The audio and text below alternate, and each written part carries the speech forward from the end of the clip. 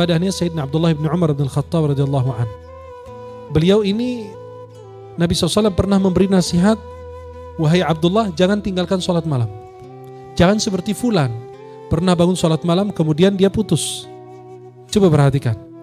Dikatakan dari saat itu Rasulullah memberi nasihat, beliau terus melaksanakan sholat malam sehingga beliau berusaha sepanjang malam beliau sholat. Sayyidina Uthman bin Affan radhiyallahu anhu, khalifah ketiga Rasulullah SAW. Halo, coba ya lagi perhatikan ini, jangan sampai main HP ya, jangan sampai tidur. Coba Sayyidina Uthman bin Affan, beliau sholat malam dengan membaca Al-Quran semua.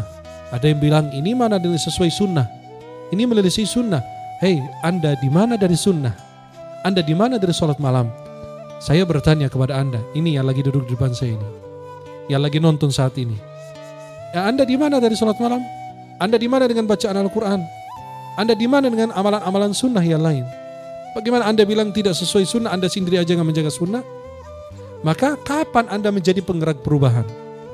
Kapan Anda berubah di dalam diri Anda sendiri? Keluarga, lingkungan, negeri kamu. Maka coba perhatikan para ikhwah akhwat yang dimuliakan Allah. Ketika para sahabat melaksanakan ibadah, mereka berusaha untuk meniru Rasulullah seperti Sayyidina Abdullah bin Umar bin Khattab. Berusaha semaksimal mungkin semua sunnah-sunnah Rasulullah beliau kerjakan. Sampai dikisahkan sahabat itu pernah masuk ke dalam Masjid Nabawi. Sampai mereka saling bertanya, ada yang mengatakan apa? Saya sholat sepanjang malam gak pernah tidur. Saya tidak menikah dengan wanita. Yang satu saya puasa sepanjang. Akhirnya Rasulullah mendengarkan yang diutarakan oleh mereka. Nabi mengatakan, saya ini sholat dan tidur, saya berpuasa dan berbuka, saya ini menikahi wanita juga. Marraghiba an sunnati falaysa minni. Barang siapa berpaling daripada sunnahku, maka dia termasuk daripada aku. Maka ibadah itu tidak harus ekstrim banget sampai melelahkan, sampai membebani diri sendiri. Maka karena kesahabatan sahabat Rasulullah SAW itu mencintai Allah dan mereka berusaha menjadi hamba yang bersyukur kepada Allah, hamba yang senantiasa taat kepada Allah Subhanahu Wa Taala. Mereka selalu membawa perubahan di dalam dirinya, bahkan menjadi penggerak perubahan di lingkungannya. Dan Rasulullah SAW tidak suka yang ekstrim banget. Coba perhatikan. Rasulullah pernah menegur sahabat Mu'adz bin Jabal. Kenapa? Karena beliau kalau ngimamin orang sholat, lama sholatnya. Sehingga ada seseorang gak mau sholat. Halo? Yang gak pernah ke masjid? Nabi SAW mendengar sahabat ini membuat orang tidak mau masuk ke dalam masjid. Karena kelakuannya. Karena perbuatannya. Maka yang ekstrim Nabi SAW tidak. Nabi memberi nasihat. Maka Rasulullah SAW mengatakan, afattanun anta ya Mu'adz? Apakah kamu menjadi penggerak fitnah? Apakah kamu menjadi orang yang membuat fitnah? Sedangkan aku hidup di tengah-tengah kalian. Ada orang gak mau sholat. Kenapa? Karena beliau mengatakan, ya Rasulullah, kalau saya sholat, fulan ini sholatnya panjang. Kalau jadi imam aja, bacaannya Masya Allah.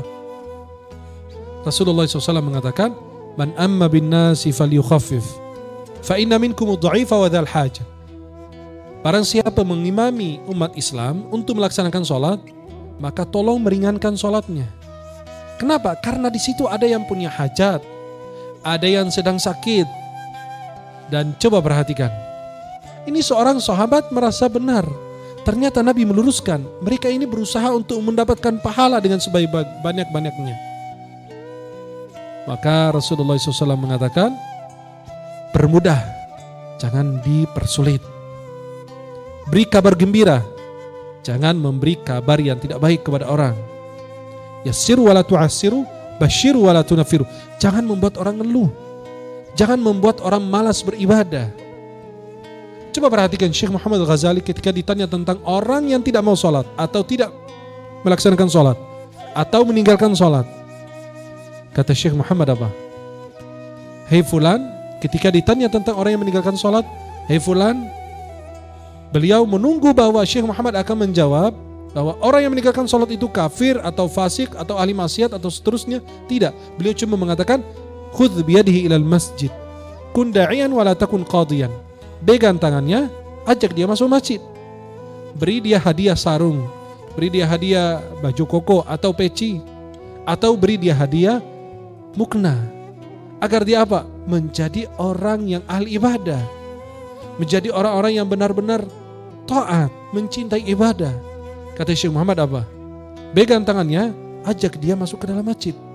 Jadilah seorang da'i mengajak kepada kebaikan, penggerak perubahan, menanamkan kecintaan dalam diri manusia untuk beribadah kepada Allah dan mendekat kepada Allah Subhanahu wa taala, daripada kamu menjadi hakim, menghakimi orang, fulan di surga, fulan di neraka. Maka tahun ini harus kita menjadi berubah, menjadi lebih bagus. Jangan karena jangan karena Anda ini baru hijrah 2-3 hari berubah menjadi ustadz. Bukan hanya sekedar jadi ustadz, bahkan Anda menjadi hakim bagi orang. Karena Anda dulu sesat atau Anda dulu jauh dari Allah, jauh dari ibadah. Ketika Anda hijrah, teman-teman dulu yang suka nongkrong bersama kita Anda sesatkan.